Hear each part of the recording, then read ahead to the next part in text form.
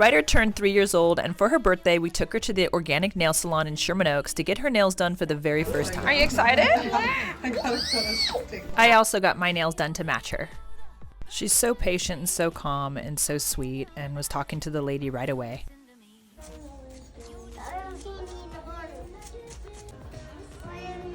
Yeah. What's your name? They're gonna put stickers on there too. Up next, baby pedicure. Color? Do you want the same? Pink? Same color? Yeah. Okay.